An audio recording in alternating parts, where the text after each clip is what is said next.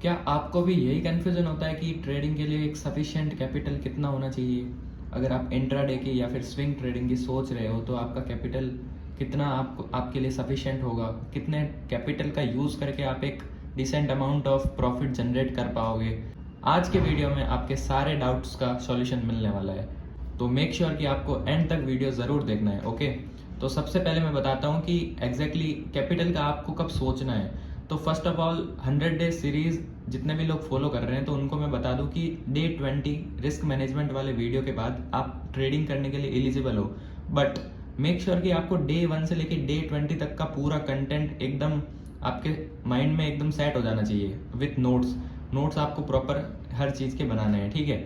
फिर आपको अगर कॉन्फिडेंस आता है कि मैं ट्रेडिंग जर्नी स्टार्ट कर सकता हूँ तो आपको फिर उसके बाद आपको ज़रूरत पड़ेगी एक कैपिटल की और एक डीमेट अकाउंट की। तो डीमेट अकाउंट कौन से ब्रोकर में खोलना है वो मैंने इस वाले वीडियो में डिस्कस कर चुका हूँ, ठीक है। इस वाले वीडियो में आपको पूरा ब्रोकर के रिगार्डिंग गाइडेंस मिली है। एंड अब बारी आती है एक कैपिटल की। तो कितना कैपिटल सफिशिएंट होगा ये डाउट सारे बिगिनर्स को रहता है। तो फर्स्ट ऑफ ऑल आपको रिस्क मैनेजमेंट वाले वीडियो को अगर आपने एक बार देखा है तो आपको कम से कम 2 से 3 बार इस वाले वीडियो को देखना है। आफ्टर दैट आपको सोचना है ट्रेडिंग स्टार्ट करने का, ठीक है। अगर आप फुल्ली प्रिपेयर्ड हो चुके हो, आपने डे 20 तक सारा कंटेंट रिवाइज कर लिया है विथ नोट्स, तो अब आपको कैपिटल के रिगार्डिंग डाउट आ रहा होगा, ठीक है। तो कैपिटल एग्जैक्टली कितना होना चाहिए, कितने कैपिटल से आप कितना प्रॉफिट जनरेट कर पाओगे, ये सारी कैलकुलेशन जो होती है मंथली बेसिस पे वो मैंने रिस्क मैनेजमेंट वाले वीडियो में करवाई है। ओके, तो ये जो वीडियो है रिस्क मैनेजमेंट वाला, हमने रिस्क मैनेजमेंट वाले वीडियो में कैपिटल 1 लाख के बेसिस पे सारी कैलकुलेशन करी थी। ओके, तो अब बहुत सारे लोगों को ये डाउट हो रहा होगा कि क्या 1 लाख कैपिटल के बिना ट्रेडिंग नहीं कर पाएंगे। तो ऐसा बिल्कुल नहीं है। आप 1 लाख की जगह आप 50,000 25,000 से भी कैपिटल से भी आप ट्रेडिंग कर सकते हो, ठीक है। बट छोटे कैपिटल में और बड़े कैपिटल में क्या डिफरेंस होता है, तो फर्स्ट ऑफ ऑल अपन बात करते हैं कि अगर आप बिल्कुल बिगिनर हो तो आपको स्टार्टिंग में कितना कैपिटल यूज़ करना चाहिए। ओके, तो मेरे अकॉर्डिंग आपको, अगर आप बिल्कुल बिगिनर हो और आप सीखना चाहते हो, एटलीस्ट आपके माइंड में ये नहीं है कि मुझे प्रॉफिट बनाना है, आपने अभी तक जो सीखा है आप उसको अप्लाई करके टेस्ट करना चाहते हो, तो उसके लिए आपको मिनिमम 5 to 10,000 सफिशिएंट होगा। ओके, 5,000 से 10,000 का कैपिटल सफिशिएंट होगा। पर 5,000 से कम अगर कैपिटल है तो फिर आपको बहुत सारी दिक्कतें होगी। लाइक आप जितनी quantity according to risk management आपकी जो भी क्वांटिटी आएगी, आप उतना क्वांटिटी बाय करने में अगर लिमिटेशन होती है आपको कैपिटल की वजह से, तो आप वो रिस्क मैनेजमेंट नहीं कर पाओगे। और सारे जो रूल्स है कैपिटल को मैनेज करने के, वो सारे रूल्स वो सेम रहने वाले हैं, चाहे आपका कैपिटल 10,000 हो, चाहे आपका कैपिटल 1 लाख हो। ओके, तो वो सारे रूल्स जो है 1% रिस्क पर ट्रेड वाले और क्वांटिटी सेलेक्ट करने वाले, ये सारे रूल्स सेम रहने वाले हैं, ठीक है। तो एक चीज़ तो क्लियर हो गई आपको कि अगर आप बिगिनर हो, आपको प्रॉफिट का दिमाग में नहीं है, आपको सिर्फ ये आपका माइंडसेट है कि मुझे बस लर्निंग करनी है कि एग्जैक्टली कैसे स्टॉक मार्केट में ऑर्डर प्लेस करना है, कैसे TP/SL सेट करना है, कैसे मेरे को रिस्क मैनेज करना है। उसकी आपको अगर प्रैक्टिस करनी है 1 महीना 2 महीना जितना आपको टाइम लगे, तो उस टाइम के लिए आपको यही मैं एडवाइस दूंगा कि आप आप ज़्यादा कैपिटल एक साथ यूज़ ना करें। पहली बार में आप 5,000 से 10,000 का कैपिटल यूज़ करें और आपको रिस्क पर ट्रेड 1% ही रखना है। ओके, 1% मतलब आप अगर 50 रुपए का रिस्क लोगे या फिर 100 रुपए का रिस्क लोगे तो एग्जैक्टली आपको प्रॉफिट भी उसी के हिसाब से होगा, 100 रुपए का, 200 रुपए का। तो आपको ये सब नहीं सोचना है कि स्टार्टिंग में आपको सिर्फ प्रॉफिट 100 रुपए का हो रहा है, वो भी 2-3 दिन में, अगर आप 1 या 2 ट्रेड ले रहे हो, ठीक है। जैसा मैंने बताया था कि आपको 10 ट्रेड टॉप वाली लेनी है, एकदम टॉप, जिसमें आप कुछ भी कमी ना निकाल पाओ, वैसी वाली ट्रेड लेनी है। और वैसी ट्रेड आपको पता ही है कि वो बहुत लिमिटेड मिलेगी आपको।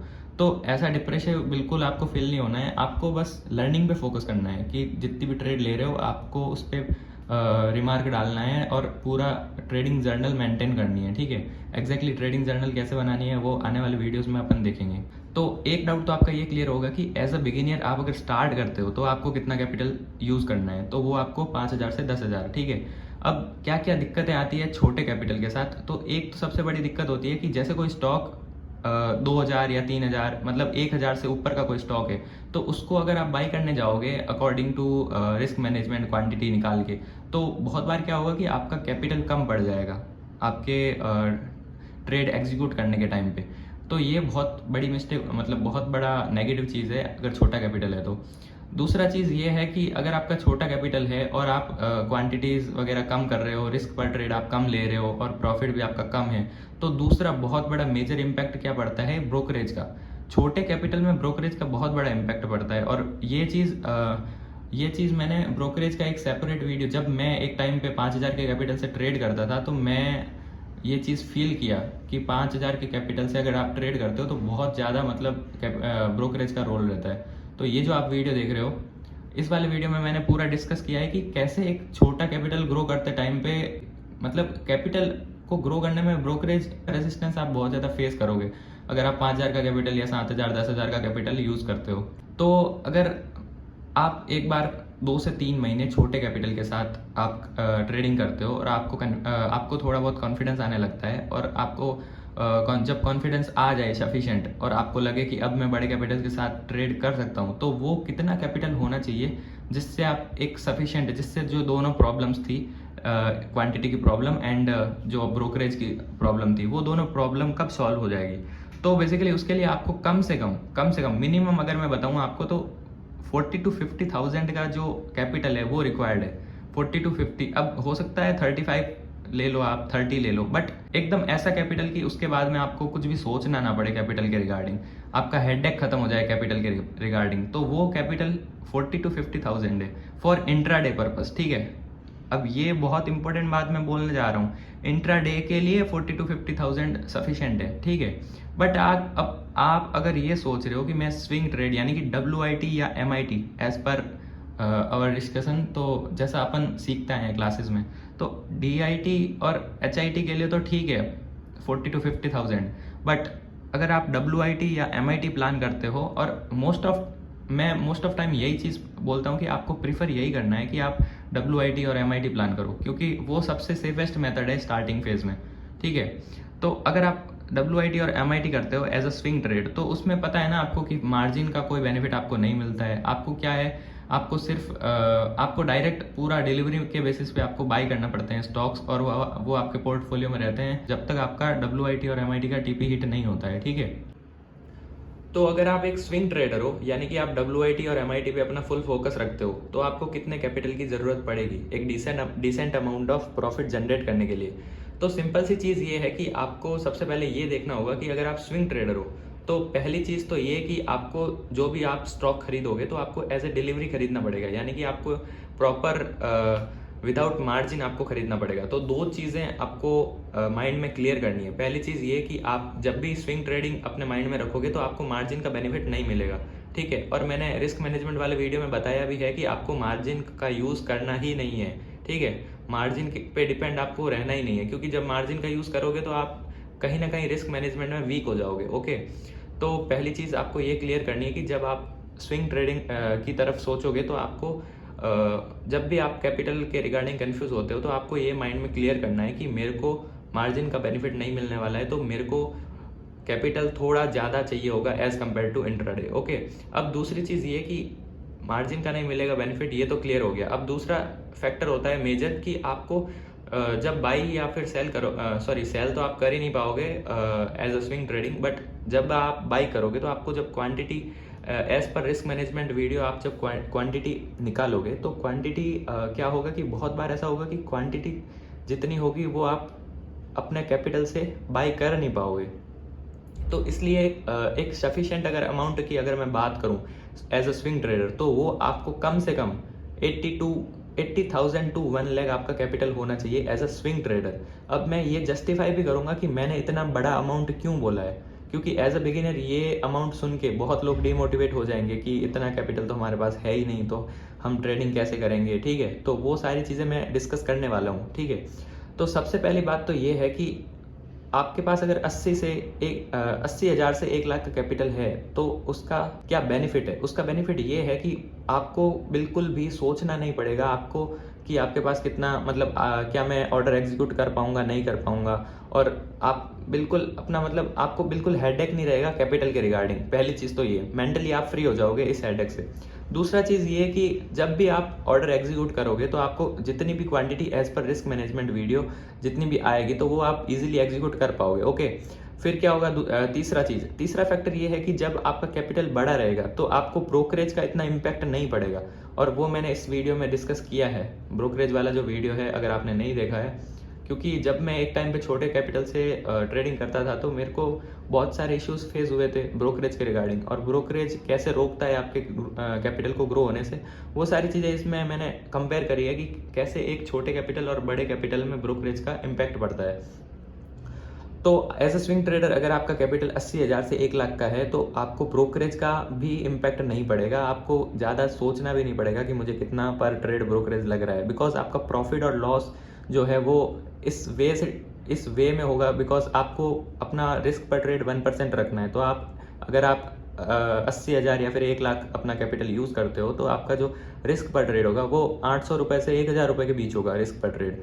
तो उसी के हिसाब से आपको प्रॉफिट भी 2:1 मिनिमम मिलेगा। तो प्रॉफिट भी इतना मिलेगा कि अगर ब्रोकरेज लग भी रहा है तो उसका इम्पैक्ट इतना नहीं पड़ेगा मेजर, ठीक है। और वही चीज़ आप अगर छोटे कैपिटल से ट्रेड करते हो तो क्या होता है कि आपका छोटा प्रॉफिट जो होता है वो और छोटा हो जाता है, और जो छोटा लॉस होता है वो और बड़ा हो जाता है, समझ रहे हो।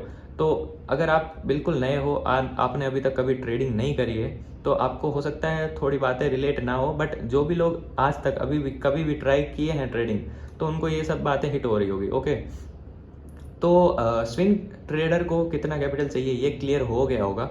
अगर अब कुछ लोग बोलेंगे कि क्या हम स्विंग ट्रेडिंग नहीं कर सकते हैं छोटी कैपिटल से, तो अब एक चीज़ मैं और बताना भूल गया हूँ, तो वो मैं बता देता हूँ। जब आप बड़े कैपिटल से ट्रेड करते हो ना, 80,000 से 1 lakh as a swing trader, तो एक चीज़ और होती है कि मान लो अभी कभी कभी आपको ऐसा भी होगा कि मतलब एक से ज़्यादा ट्रेड आपको एक ही टाइम पे मिल जाए, WIT या MIT, तो आपका कैपिटल तो कम नहीं बढ़ना चाहिए ना। पता चला आपका कैपिटल ही 20-25 हज़ार है और आप स्विंग ट्रेडर हो, आपका 20 हज़ार कैपिटल एक ट्रेड में ऑक्यूपाइड है, और आपको दूसरी ट्रेड उसी टाइम पे मिल जाती है जब वो रनिंग है ट्रेड, तो आप दूसरी ट्रेड ले ही नहीं पाओगे, बिकॉज आपका जो कैपिटल है वो ऑलरेडी ऑक्यूपाइड है, समझ रहे हो। तो ये प्रॉब्लम भी आपको बहुत ज़्यादा फेस करने को मिलेगी अगर आपका कैपिटल लिमिटेड है, ठीक है। तो ये एक चीज़ और है कि आपको मेंटली इतना फ्री फील होगा अगर आपका कैपिटल 80,000 से 1 लाख है। अब बहुत लोगों का ये डाउट होगा कि कैपिटल इतना ज़्यादा हमारे पास नहीं है तो हम कैसे ट्रेडिंग करें। तो फर्स्ट ऑफ ऑल मैं आपको बता दूं कि स्टार्टिंग फेज में जो मैंने बोला था वीडियो के कि आप अगर प्रैक्टिस करना चाहते हो तो आप 5,000 से 10,000 के कैपिटल से प्रैक्टिस कर सकते हो। तो आपको बस अपने जो अपना थ्योरी सेक्शन है, अपना जो लेक्चर आप वीडियो देख के आप नोट्स बनाए हो उस वाले पोर्शन में आपको स्ट्रेंथ डेवलप करनी है, और आपका जो 10,000 और 5,000 का कैपिटल है उसको लॉस होने से बचाना है। बस प्रॉफिट का तो सोचना ही नहीं है स्टार्टिंग में, आपको उसको लॉस होने से बचाना है, और कंसिस्टेंटली आपको ट्रेडिंग जर्नल मेंटेन करनी है और अपनी गलतियों से सीखना है। आफ्टर दैट एक फेज आएगा जब आपको फुल्ली कॉन्फिडेंट हो जाओगे, तो उस फेज में फिर सबसे मेजर जो पॉइंट होता है कि आपके पास बड़ा कैपिटल नहीं है और आपके पास स्किल सेट है।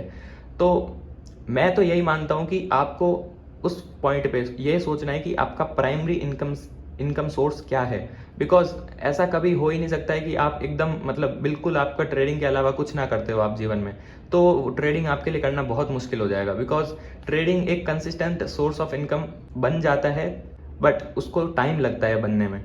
ऐसा नहीं है कि आप स्टार्टिंग फेज में ही आप ट्रेडिंग से कंसिस्टेंट प्रॉफिट निकालने लग जाओगे, ऐसा बिल्कुल नहीं है। तो प्राइमरी सोर्स ऑफ इनकम का होना बहुत ज़रूरी है, और चाहे वो कुछ भी हो सकता है, कुछ भी, आप चाहे फ्रीलांसर हो, चाहे आप बिजनेस करते हो, चाहे आप कुछ भी करते हो। फॉर एग्जाम्पल आप जैसे मैं MBBS कर रहा हूँ, तो मुझे पता है कि नेक्स्ट 1 ईयर में मेरी कंसिस्टेंट इनकम चालू हो जाएगी, तो मैं उसी के बेसिस पे उसी के हिसाब से अपना प्लानिंग करके रखा हूँ, ठीक है। तो कोई इंजीनियरिंग कर रहा होगा, कोई कुछ कर रहा होगा, कोई बिजनेस कर रहा होगा, कोई शॉप हो, किसी की शॉप होगी, तो सबका कुछ ना कुछ प्राइमरी इनकम सोर्स होना बहुत ज़रूरी है। बिकॉज ट्रेडिंग से आप पैसे से पैसा बना सकते हो, बट ट्रेडिंग से ऐसा नहीं है कि आप जीरो से कुछ और बड़ा बना पाओ। जीरो से कुछ नहीं बनेगा। अब 100 का 100 का 110 बना सकते हो, पर आप 10 रुपए से 100 रुपए नहीं बना सकते हो, समझ रहे हो? यही चीज़ बहुत लोग नहीं समझते हैं और वो सोचते हैं कि मैं 5,000 का कैपिटल लाऊंगा और मैं 1 लाख बना दूंगा, तो ऐसा बिल्कुल नहीं होता है। और जब जिसको भी कैपिटल कितना ग्रो होगा पर मंथ, उसका आइडिया लेना है तो आप रिस्क मैनेजमेंट वाला ये डे 20 वाला वीडियो देख सकते हो। इसमें मैंने डिटेल में एक्सप्लेन किया है मंथली आप कितना जनरेट कर पाओगे प्रॉफिट, ठीक है? और बहुत ईजी है। आप अगर 100 डेज जर्नी फॉलो नहीं कर रहे हो तो मैं बता दूं कि इस चैनल पे 100 डेज जर्नी चल रही है। प्लेलिस्ट वाले सेक्शन में जाओगे तो आपको एक प्रॉपर प्लेलिस्ट मिलेगी जिसमें डे 20 तक का कंटेंट अभी तक डल चुका है और डे 20 के बाद आप एलिजिबल हो चुके हो ट्रेडिंग करने के लिए, ठीक है? तो अगर कोई बहुत ज़्यादा मतलब जिसको कुछ भी नहीं आता है और बिल्कुल बिगिनर है, तो वो डे 1 से स्टार्ट कर सकता है, धीरे धीरे स्टेप बाय स्टेप, और एक एक वीडियो के साथ प्रॉपर नोट्स बनाते हुए अगर वो डे 20 तक आता है तो उसको प्रॉपर उतना नॉलेज, सफिशेंट नॉलेज मिल जाएगा कि वो अपनी ट्रेडिंग जर्नी स्टार्ट कर पाए, ठीक है? तो आज के वीडियो में आपको क्लियर हो गया होगा कि ट्रेडिंग में कितना कैपिटल रिक्वायर्ड है, और आज के बाद आपको कोई भी यूट्यूब पे फालतू टाइम वेस्ट करने की ज़रूरत नहीं है कि आप इधर उधर वीडियो देख रहे हो कितना कैपिटल चाहिए, क्या चाहिए। फाइनल जो समय पूरा कंक्लूजन है वो यही है ट्रेडिंग का, ट्रेडिंग में कितना कैपिटल चाहिए। अब इसके अलावा कोई फालतू मतलब इधर उधर टाइम वेस्ट करने की बिल्कुल ज़रूरत नहीं है, ओके?